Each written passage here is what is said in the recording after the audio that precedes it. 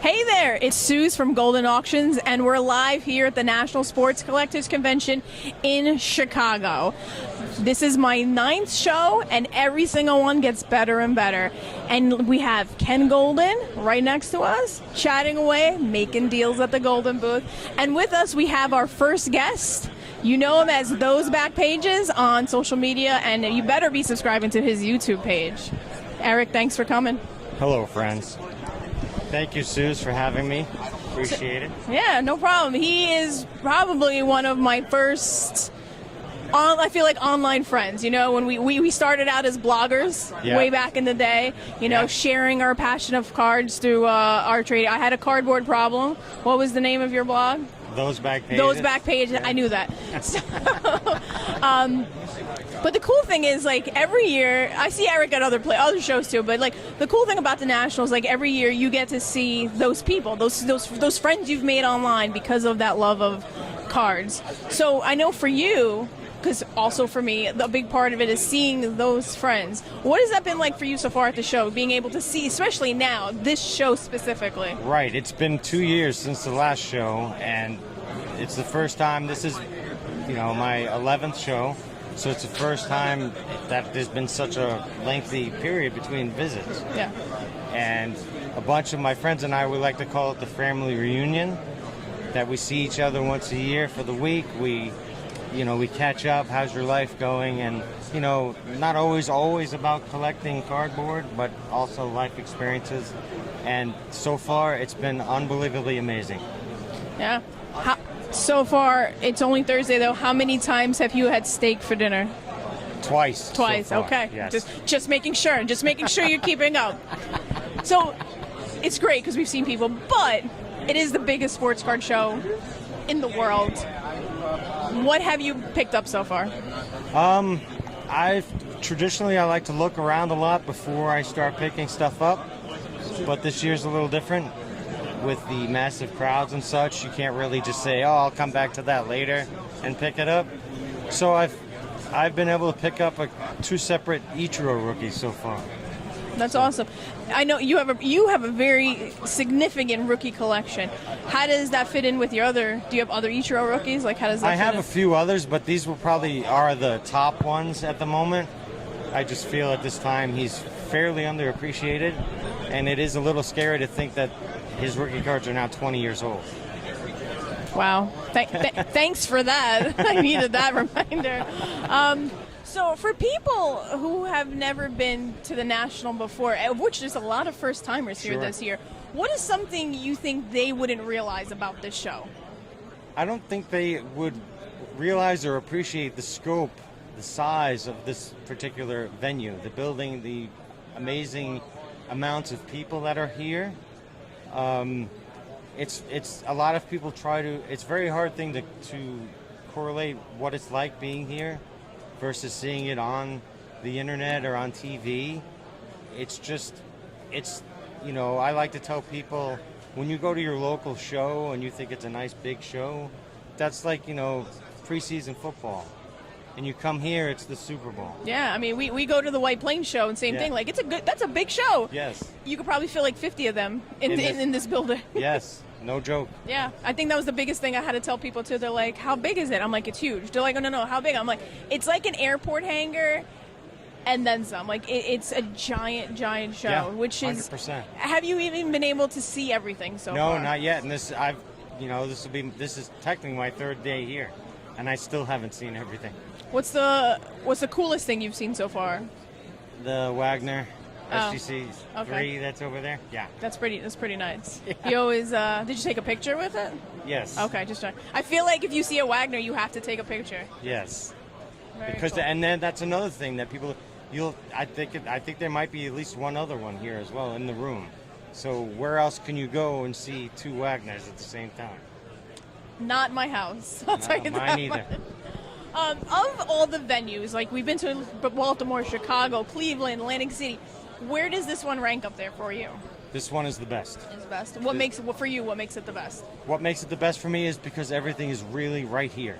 It's really, you know, the show ends, show floor hours are over, we all head out. Where are you going? We're going over here. Everything is within walking distance. some of the other venues, while the inside was great, everything was 20 minutes away by car. So it made it more difficult to socialize outside of the venue. You know, given everything that's happened the last 18 months, let's call it, you know, it was crazy time. But cards saw this crazy growth, crazy surge. How did that affect your trading, how you collected cards? Well, see, I pride myself on trying to be ahead of the curve, try to, yang when everyone's yanging type of thing, and it's gotten very difficult. I mean, there are very few surprises anymore. Like the last time we had the National here, and it was here in Chicago, I was collecting Panini baseball, and it was kind of under the radar. We like to kiddingly call them pajama cards because they don't have the logos. But now even those have taken off in price. Yeah, I think in one of our last Goldin auctions we had a Trout 2013 or 2012 rather. It was his first, not his rookie, but his first Trout Prism. It sold for over $50,000 or right around that price. So that I kept watching it and I kept talking about it because to me it was like same thing. Like it was so. Baseball Prism had been under the radar for so long that for me I was so fascinated with how this card was doing and just like how popular it was. The first year was 2012 when they made Prism, and basketball is one of the top releases there are, and it's just followed suit. Yeah, like it's funny because it's like his first rookie cards, and back like with the Mantle and the Maze, it's like first Topps cards, and now you actually have to think about like the first Panini card. Yeah, first Prism. Yeah, first Prism because Panini had cards for a while.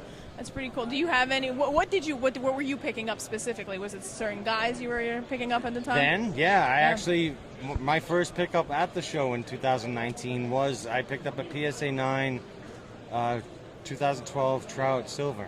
Well, if you ever want to sell it, I might know somebody. So, I'm just trying to think, because I actually haven't had a chance to walk the show at all. So, what if somebody's going to be coming tomorrow or throughout the weekend? Where would you tell them to stop? After they come to the Goldin booth, then they. Well, you can't miss it because it's the first booth. As soon as you walk through the door, yeah, that's true. We have the first booth there, so they can't miss that. Again, it would depending on who was asking me and what they were collecting. There's a heavier influence of vintage versus a heavier influence of modern, depending. They're not isolated per se, but there are groups that tend to be staying in the same area. Yeah. So cool. So where should I go? Where should Have you seen go? Jeter cards? I've seen plenty of Jeter cards. Plenty of Jeter After cards. this, you point me in the right direction. Absolutely will. So you have a very cool YouTube channel. I feel I think it's very distinct, with others that are out there. What is your YouTube channel about, and what do you focus on? I focus on positivity, sharing knowledge, and always learning and trying to help others in the collecting community. Yeah. I'm not interested in being an influencer or being YouTube famous or any of that stuff. I want to help grow the community, grow the hobby. I think, like yourself and myself, we've been at this so long, been collecting for a long time. At least for me personally, when I was a youngster, it was all about, well, this player's going to be great, so I better buy all I can and not tell anybody, and then I'm going to be mega rich, But now, as you get older, you change, and I find more joy out of seeing everyone succeed. Yeah. In the collecting community. That's really cool. I think that's been a very positive, like you said, you try to be positive, and it has been positive because there are a lot of people who, like you said, they like to sort of keep things under their vest. I'm not going to tell you who I'm investing in because that's the terminology at the time that's used. Now, yeah. But for you, it's about collecting and, like you said, sharing that knowledge. And for me, what I have found interesting is how much there is so much to learn. Even for myself, always learning. That's what I collecting. I see all these crazy cards, right? You come here and you see those crazy cards, and there's cards I literally have never seen before, and I'm like, how is that? How is it possible impossible, but it is possible, and it's such a cool experience because you sit there, you sort of fall down like the YouTube rabbit hole or something, Yes. learning about new cards. What is something you've learned like within the last several months or last year that like kind of surprised you, or just you took the time to research? Soccer. Yeah. Soccer. If we were sitting here at the last national and you said, Eric, you're going to buy some soccer cards, I probably would have openly laughed. Like I would, what are you talking about? Soccer's boring. Your stereotypical mindset for your average American person. But it's funny, right before the pandemic and all that stuff, I started to, like, YouTube recommended I watch this Messi video, the highlight video. So I watched it, and I'm like, it looked like he had the ball on a string, the things he was doing, and I was just mesmerized.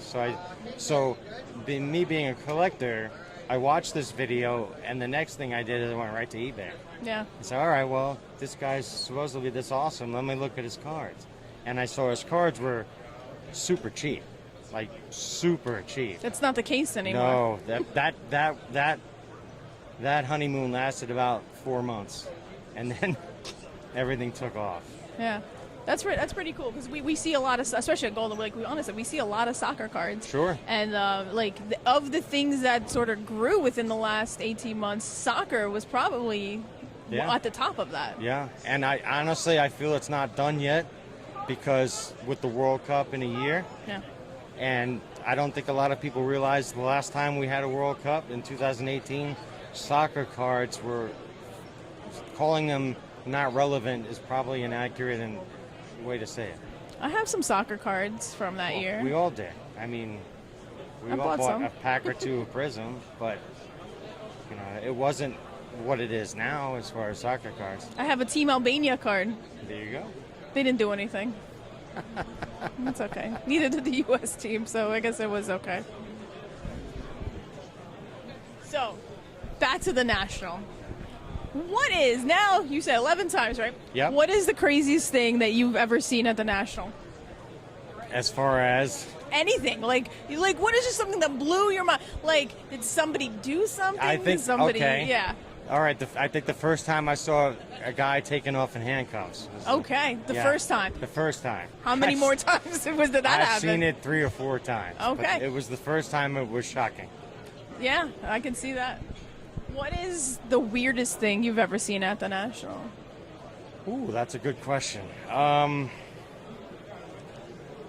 Probably some weird form of game used, athletics drop or Did it sell? I don't know if it's held. Okay. I saw it and I did not inquire, but just a bunch of, one of the coolest things I've ever seen, and I think it's still here somewhere, is a folding chair from about 100 years ago made by Piedmont. Oh, wow. Yeah, so it has like a traditional wooden folding chair, and then a metal back that says Piedmont, like you see on the back of all the teachers. Yeah. That's cool. Did you inquire about that one? Is it in your house? No, it's okay. not in my house. No, actually, I should have asked the price, but Yeah. that's the kind of thing, if you have to ask, it's probably not for you. Very cool.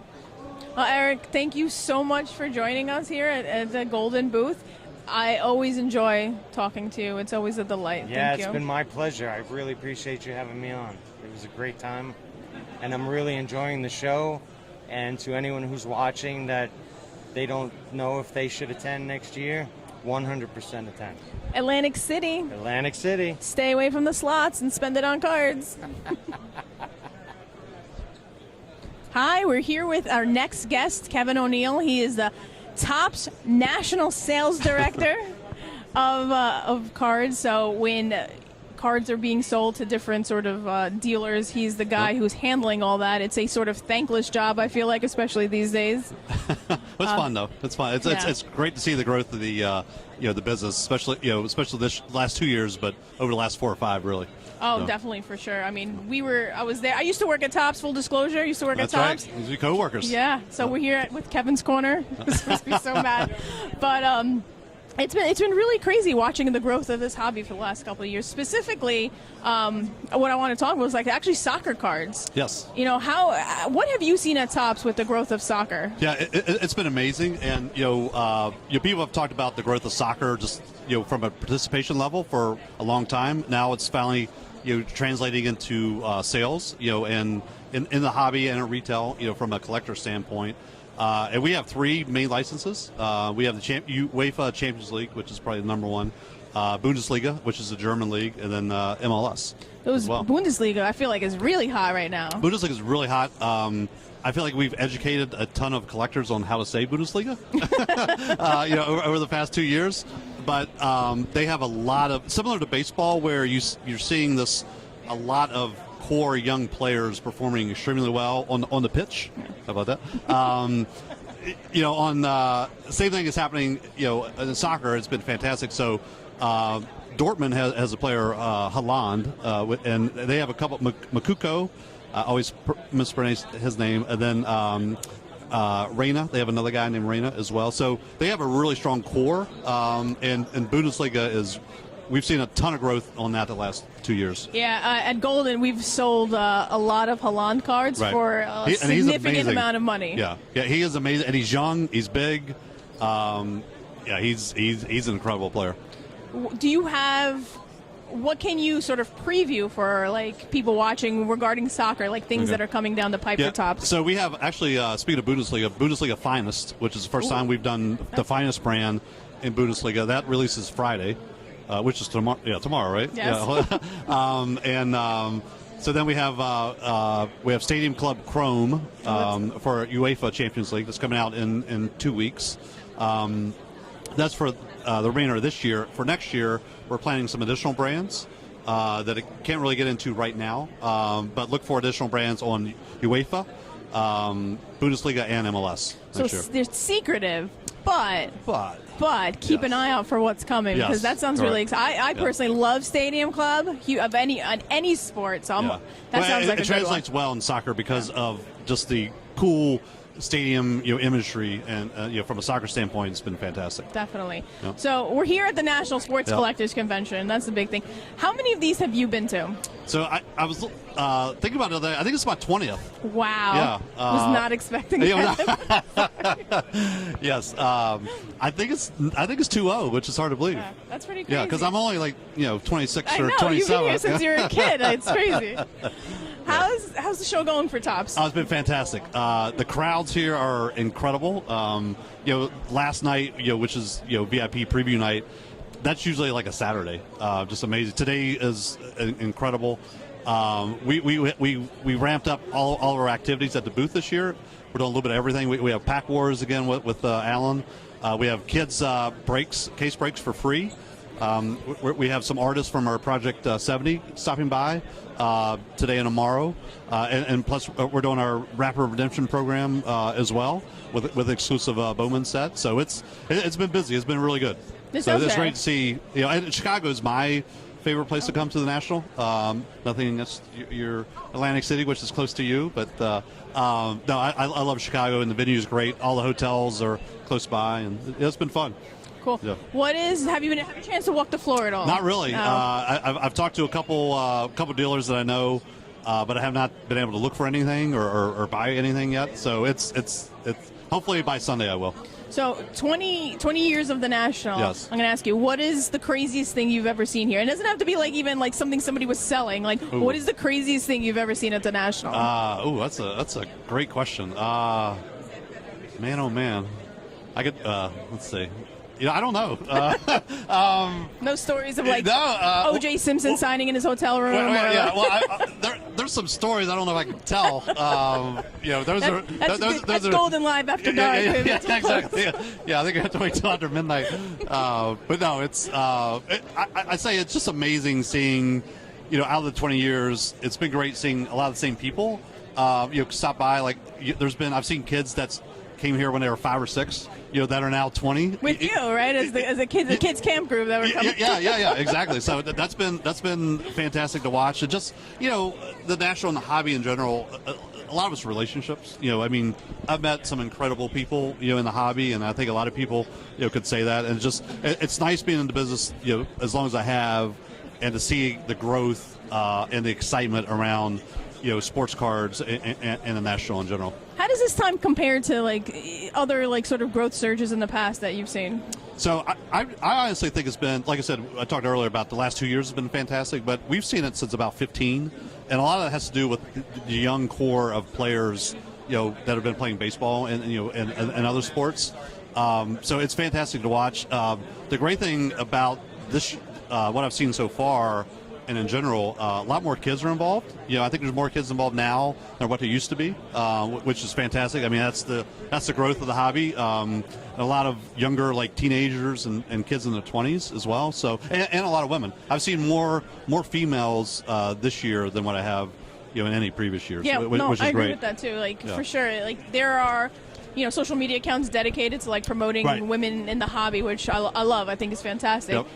It's funny. I said this on Twitter the other day. It was like people have asked me for years, like, how do you get more women in the hobby? Right. And I'm like, we were actually always here. It was just that nobody was sort of like promoting it or helping, exactly. Pushing it forward. And I think that the more women you have, other women see it, and they sort of like, that looks like fun, and like they could see themselves in it. So I think it just brings more women in the I saw hobby. you tweet that, and I thought you were spot on with that. So it is good seeing. My daughter, she's 18, and she's not a avid collector, but she definitely likes opening packs. So, yeah, there's something about opening she's very packs. knowledgeable. Oh, yeah, there's something about my son is 5. He doesn't know. He knows some of the players. I'll give him that. But he just loves opening packs. Like he knows all the teams, so he'll open a pack and be like, Rays, Red Sox, boo Red Sox. I've taught him. I taught him how to boo Red Sox already. I fear you of probably is he a Yankees or Rangers fan? So he is. Because I know your husband. Sometimes he tells me he's a Cubs fan, which is weird. But he goes for the He goes for the Yankees, but he knows how to boo Red Sox. We were in a restaurant the other day, and we were leaving, and a guy was wearing a Red Sox cap, and he turned to him and booed the Red Sox. I was like, that's hilarious, but let's run away. Let's not do that. But that's fantastic. There's just something about opening packs. So it's still. I mean.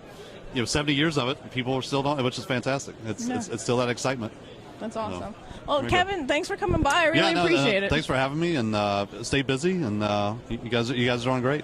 So awesome. Okay. Very good. We're here with our next guest, Laura Don Diego. Laura, thanks for coming. Thank you for having me. She is a huge Pokemon collector, correct? Yep. Where did you get your start? How did you start collecting Pokemon cards? I started about over 20 years ago now. My dad and my brother were really big collectors. They would drag me to sports card shows, and I absolutely hated it. And then I finally found something that I liked collecting, which was Pokemon. So since then, I started collecting all like the raw cards from TCG, and took a little bit of break and got back into it. And now I'm like, this is my business. This is what I do every day. Hardcore collecting. Yeah, and where people can find that at Don Diego Trading. Yes, at Don Diego Trading on TikTok and Instagram. Very cool. So you have a case here full of cards. What do you have inside? I could show you guys. So I brought cards that I am willing to trade. Nothing that I'm like really need to sell, but I'm hoping that I could trade up some of the cards. So these are two of my purchases from today. These are classics, the Ancient Mew. Everyone had them when they were, younger. I never had one, so it's my first one. I'm excited. This is one of my favorite cards. Yeah, I haven't seen that much Pokemon here, so I don't think I'm going to get to be able to trade this up to an 8, 9, or a 10 today, but it's interesting seeing some of the bigger cards that they do have here. Like, there are some trophy cards in some of the cases here, and who knows? Maybe I'll do a deal on one of those instead. Yeah, and tell me about these cards. So these two I actually bought today from Mealy Pops, who's great. We have the Japanese and the English version. These are from the movie. These are like the Ancient Mew movie promo cards, classic cards. Everyone kind of has them. No one really has them graded from the binders that I've appraised. So it was really cool to see them graded and just finally get them for my personal collection. Pokemon cards have sort of seen a growth, I feel like, in the last several years. What differences have you seen, and when did you really start seeing Pokemon cards sort of explode? I would say in the last year or so, like back in October, that's kind of when I decided, wow, I need to like capitalize on my collection that I've, kept sealed some of them since I was a kid and start a business out of it.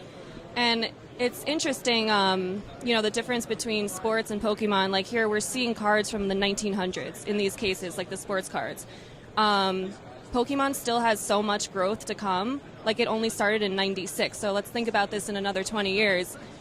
The type of cards and the value of these cards that we're going to see in cases at the shows for the next couple decades even. Yeah. So let's say somebody they love Pokemon, but they don't know where to start when it comes to collecting cards. What would you tell them? What advice would you give them on where to start? I get this question a lot in my DMs. I always say you should buy whatever you can afford, the oldest set that you can afford. Don't go crazy, don't break your bank. It's not all about the hype. Like there are some hype cards that I would say are not worth it.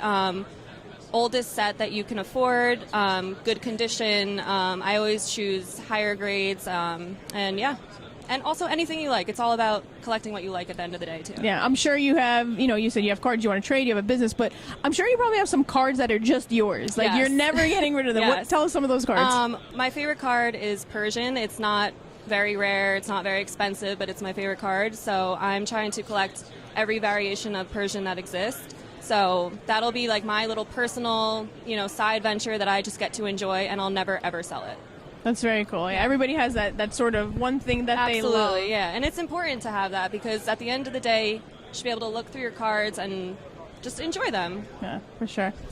Have you been able to walk around the show? Because we are at the National Sports Collectors Convention. Yeah. It is so big and overwhelming. I haven't gotten halfway through it yet, to be honest with you. So I'm still like trying to find my way around and hopefully get to see everyone and meet everyone, but it's overwhelming. Yeah, I mean, you said you found some cards. Have you seen a lot of Pokemon? Like I haven't. I've seen maybe like 3 or 4 cases of Pokemon cards, and nothing too crazy. Like I said, just a couple trophies, which maybe we'll work out a deal with one of those, but nothing too crazy. But I'm excited to learn more about sports. Just gives me another opportunity to learn about that. For sure. Laura, thanks so much for coming on. I really appreciate it. Thank you. Appreciate it. I'd like to thank those back pages, Kevin and Laura, for joining us on Goldin Live here at the National Sports Collectors Convention. We have breaks coming up later, so don't miss out. If you're at the National, come visit us at the Goldin booths. We're here the entire show. And don't forget to hit subscribe and like.